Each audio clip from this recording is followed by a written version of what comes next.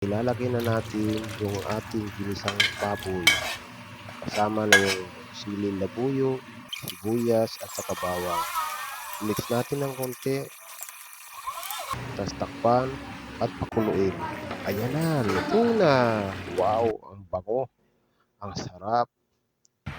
Kaya magluluto tayo ng gabi. Ayan, bago natin balatan, kailangan muna natin itong putulin para mabilis siyang mabalatan.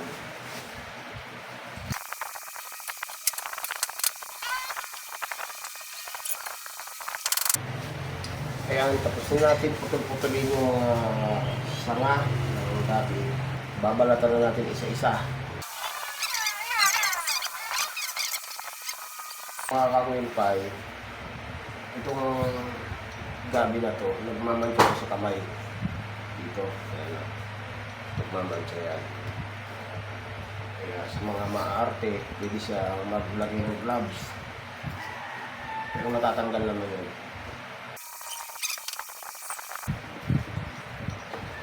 Ayan, tapos na nating balatan ang mga sanga ng gabi.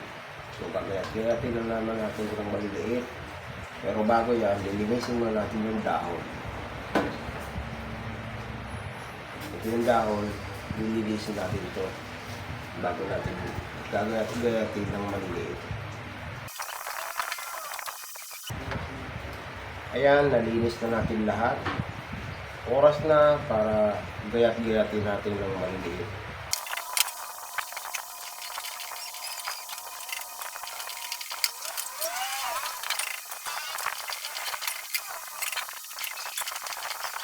Ayan, sa wakas natapos na natin hiwain ang gabi. Nakita nyo naman ang kamay ko, maraming mancha. At syempre maghihiwa na rin tayo ng mga pang-ricado. Unahin natin yung sibuyas, bawang, syempre pang-paanghang na sili. Ayan, pulang-pula. At bumili lang ako dyan ng 2 pirasong nyog. At syempre, pipigain na natin. Yan. Ang unang piga, itatabi natin at pipigain natin ulit yung pangalawang piga. Yun ang ilalagay nating una para pakuluin. At nilagay ko na nga ang sili, sibuyas at bawang doon sa unang gata. At ito na nga, hiniwa ko na rin ang binili kong 1/4 na baboy, pansahog. Pero syempre, hinugasan muna natin bago natin igigisa natin para maluto muna yung baboy bago natin ilalagay sa gabi. At nilalagyan ko na nga ng asin at papakuluin natin. At takpan. Yan, kumukulo na. Yan. Mga kapitay. Antayin natin ulit mga ilang minuto. Mamaya yan, luto na yan.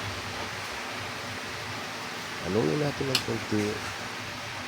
Dahil hindi siya pwede talaga haluin ng haluin. Para lang yung asin ay mapunta sa ilalim.